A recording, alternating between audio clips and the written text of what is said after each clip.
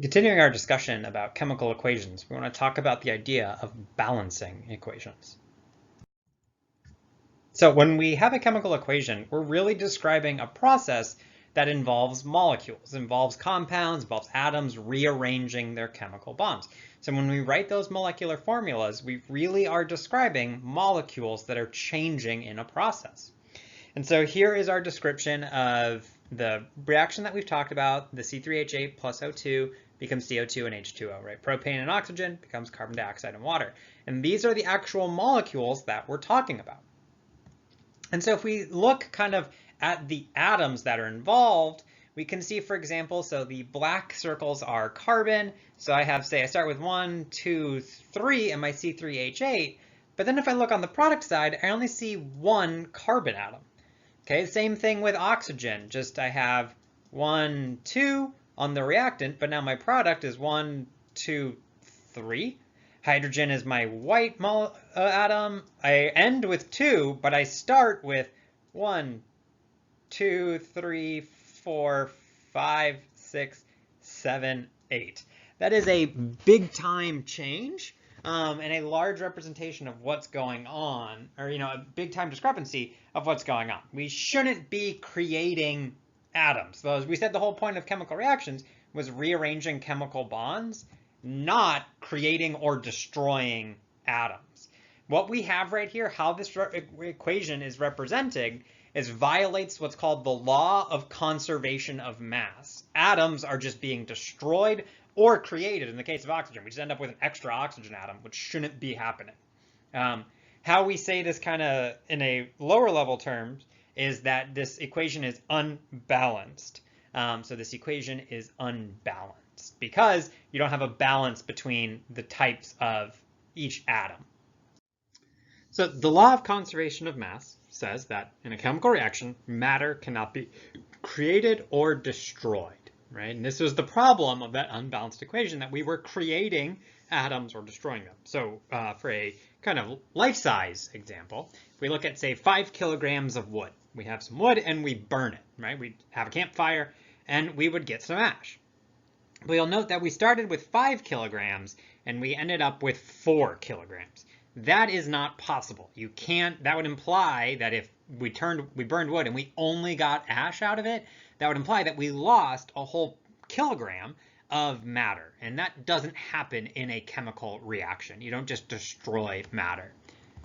So where to go? Into the smoke, right? That smoke carries away mass. When you burn a fire, you lose mass in that smoke, which is good. We now have 5, but now that turned into 2 plus 4 is 6.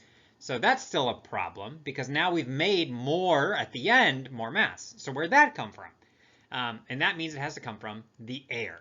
A kilogram of oxygen from the air combines with the 5 kilograms of wood. We can see we have 1 plus 5, that's 6.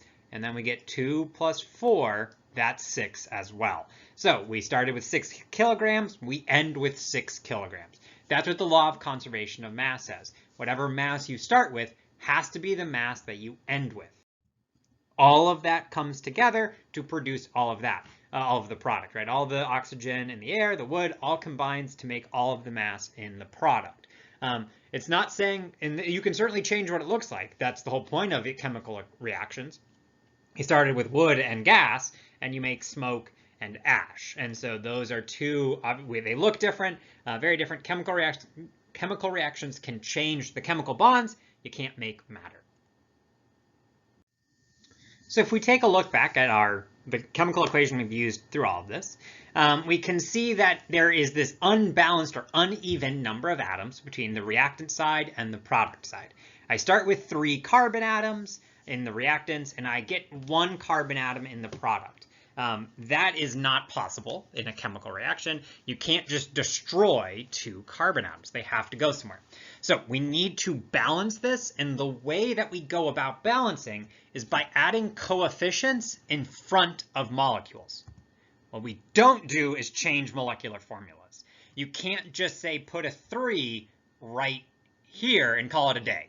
You can't just say that there are 3 carbon atoms because that compound is carbon dioxide. There's only 1 carbon atom in a molecule. You can't just change the formula to make it 3 or 4 or whatever you want.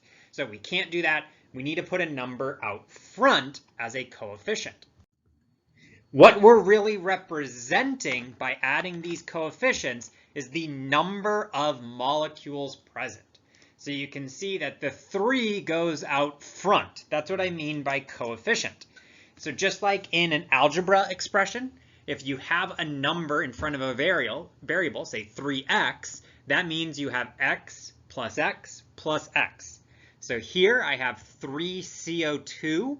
That means I have CO2 plus CO2 plus CO2. We just condense it. Instead of writing all of them out, we just condense it by using a 3 out front. So now, when we go to count the total number of molecules, or total number of atoms for each type, I can see that on my reactant side, as we knew, we had 1 carbon atom, or 1 propane molecule. So there was a 1 coefficient out front. So just like with formulas, no number implies there's a 1. And each molecule has 3 atoms in it. You'll note that's from the molecular formula. We talked about that previously, talking about counting units and naming and all this stuff. So we have 1 molecule, each with 3 carbon atoms, and so there are 3 carbon atoms on the reactant side. Now on the product side, for CO2, because each molecule only has 1, what functionally happens is you make more than 1 molecule. You make 3 molecules that each still has the 1 carbon atom. But that gives you a total of 3 carbon atoms. Again, the chemical reaction doesn't change the number of carbon atoms, it just changes their chemical bonds. Instead of being linked together in this big molecule with hydrogen atoms, they're now broken apart into smaller molecules where each of the single carbon atoms is bonded to other oxygen atoms. We've changed the local bonding around the carbon. We haven't changed the number of carbon atoms. You cannot do that. So, by putting that coefficient in front of the carbon, you would have balanced the carbon. That needs to be done for every single element type in your reaction. So we dealt with carbon, you would need to do hydrogen and oxygen as well. And when we're going through the process of balancing, there's going to be more than one way to balance a given chemical equation. There is only one correct balanced equation, but there's going to be more than one way to get there. So what I'm going to talk about is an overall kind of approach that works for most equations, most chemical reactions, and kind of helps us just as a way to kind of get started and a way to work through it. Generally, you'll kind of develop some intuition the more you do this as to what a balanced equation does and doesn't look like. But for now, we want to use an approach where we work 1 atom type at a time. That is always going to be the best idea. So if we look at our sample equation, we have C, H, and O as our atom types. We want to go 1 at a time. And there is a better order that we approach those. First thing we want to do is we want to start with an atom that appears once as a reactant and once as a product. So what I mean by that is if, for example, we already did the C, we can see that on the reactant side of the equation, C only shows up in 1 substance. The other reactant substance doesn't contain any C atoms. Then on the product side, same thing. Only carbon dioxide contains carbon. There's none in the water. So that's an example that we would want to start with carbon. An example of what we would not want to start with would be oxygen. So oxygen is only in 1 molecule on the reactant side. But if we look now over on the product side, I can see I have oxygen and CO2, and I have oxygen and water. That means oxygen is going to be a difficult atom type to start with. We'll see where it comes up, but if you just think in that carbon example, or what we already talked about, you put a coefficient in front of something. If you needed to put a coefficient, you wouldn't know where to put it. You have more choices, so that's harder to deal with. The final thing we want to, so in this case, we would say oxygen's a bad place to start because it'd be hard to deal with. The next thing we want to look at is balancing elemental things last. And so when we're talking about elements, what that would mean is some sort of atom type that shows up in its elemental form. And in this case, it would be oxygen. So oxygen shows up in its elemental form in this reaction, right? That's not a compound. That is just oxygen atoms. That's going to be the best place to end. We always want to save elemental forms for last. So start with either carbon or hydrogen. Don't do oxygen. Oxygen needs to be last. So I want to actually balance it. So carbon and hydrogen, we could start with either of those, save oxygen for the end. I'm going to go ahead and do carbon first. We've already talked about it. When we start, what we can do is we can look at the fact of the number of each type of atom on each side of the equation. Carbon, we already saw on the reactant side, 1 molecule with 3 carbon atoms each. Product side, 1 molecule with 1 carbon atom each. That is not balanced. We need to put a coefficient. The coefficient, what we can basically ask ourselves is this is 3 and this is 1. You know, basically 3 divided by 1 equals 3. And so that means the smaller value, so there's only 1 over here, that compound, because it's the smaller total amount of carbons, needs a 3 out front. So 3 molecules times the 1 carbon atom. Now we would match up, we have 3 and 3. Carbon is now balanced. We can move on to our next type. We'll do hydrogen. So if we write out our equation, we want to find our hydrogen atoms. We can see that I have, the propane is still 1 molecule, but it now has 8 hydrogen atoms. So we have 8 hydrogen atoms total over here. Hydrogen only shows up in water. 1 molecule times 2 gives me 2. So I can see that I have more hydrogens on the reactant side than on the product side. I need to account for that. So I need to have more water molecules. I need to figure out how many. I divide the bigger number 8 by the smaller number 2, and I get 4. So I need 4 water molecules to get the total number of hydrogen atoms to be balanced. So now I can see that 1 times 8 is 8, and 4 times 2 is also 8. That's a hard number to write with a mouse. So I have 8 hydrogen atoms on both sides. That is now balanced. So carbon still balanced, hydrogen now balanced. Move on to our final atom type, oxygen. So we write out our formula, or the equation so far. We look for oxygen. And here's where we can start to see where oxygen was worth it to save till the end because of that product side, right? I got 3 molecules times 2 oxygen atoms, 4 molecules times the 1 oxygen atom. We can see that's pretty complicated in terms of all the places. There's just a lot of oxygen in the 2 different compounds. And when I'm looking at this product side, I need to add up both of those. I have oxygens in this carbon dioxide. I got oxygens in the water. Those are all oxygens. So I have a total of 10 oxygen atoms on the product side. If we had started with that, we would have not been able to guess that the coefficients you needed were 3 and 4. So definitely worth it to save oxygen for the end because it's complicated. We can see over here that this is a total of 2 on the reactant side. 2 is less than 10. So the reactant side with its 2 needs a coefficient. The particular coefficient is going to be 10 divided by 2, which is 5. So once we put the 5 in there, 5 times 2 gives me a total of 10 on the reactant side, just like I had on the product side. And so we work through our types of atoms one at a time. There's a better or worse order. If you had started with oxygen and kind of tried to piece through that, you could still have gotten to the right answer. It just would have been more difficult to get there. You would have had to redo work and recheck things like that. But you can still get there to the correct answer. There is just the one correct answer, but there's going to be more than one way to get there.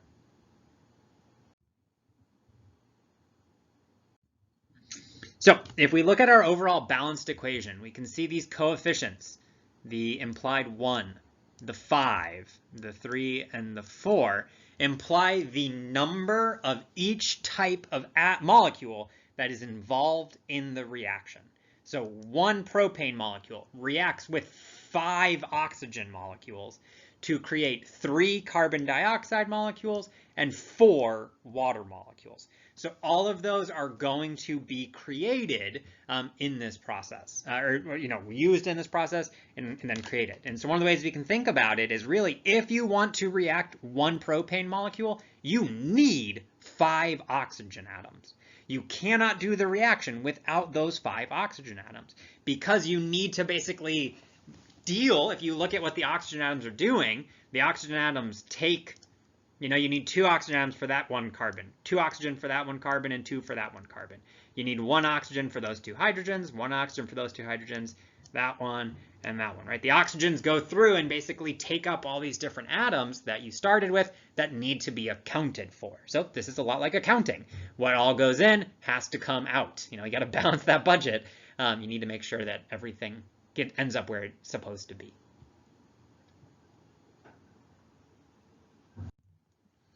We can also always check a balanced equation to make sure that all the atom types match up. You have the work. We have the work that we did along the way. We went by carbon, oxygen, hydrogen. One of the things, as you work through, as you do more and more atom types, sometimes you can unbalance some ones you think you've already dealt with. And so that may be something you have to deal with or address. But you can always check at the end of the day, or after you're done, do I have the same number of each atom type on both sides of the reaction? When it comes to balancing, we want to have the same number of atom types on each side. That's the most, so a equation with the correct formulas, with the correct phases, and with the correct coefficients is the most correct representation. There are a couple other rules. These first ones we want to talk about make equations wrong. One thing we've mentioned before, but we'll say it again, you should not have any formula that shows up on both sides of the reaction. You cannot have zinc on both sides. 2 atoms of zinc becomes 1 atom of zinc is no good. It should just be 1 atom of zinc becomes 0 atoms of pure zinc, right? This top reaction is balanced, but you don't want to have zinc becoming zinc. That's not a change. That's not a chemical reaction. The real change is 1 atom of pure zinc, elemental zinc, becoming 1 atom in zinc sulfate. Right? That is what we want to have as our description. The other thing we always want to be sure of, when you're writing chemical equations and balancing, the only numbers you put in are the coefficients. You can't distribute those. You can't put different numbers in different places. You can't put like a 4 inside right here. You have to keep the chemical formulas as is. You cannot change your chemical formulas in any way.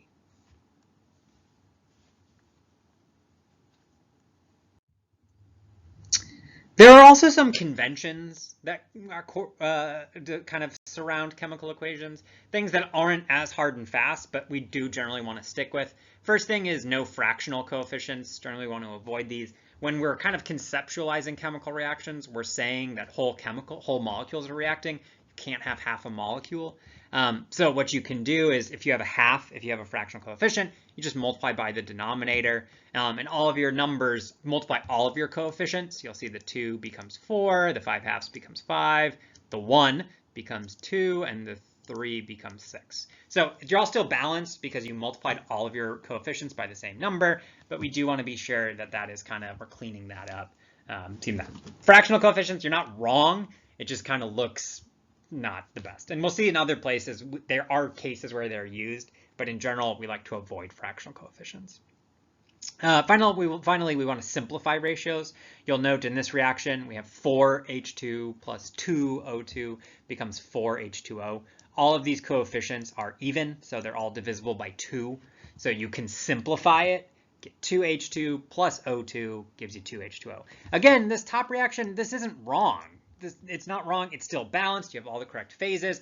It still all works. It's just kind of convention is to use simplified coefficients, where you've removed all of that from there. You can still use this in the right way. It's just kind of one of those things. Sapling might get mad at you if you don't have your coefficients simplified.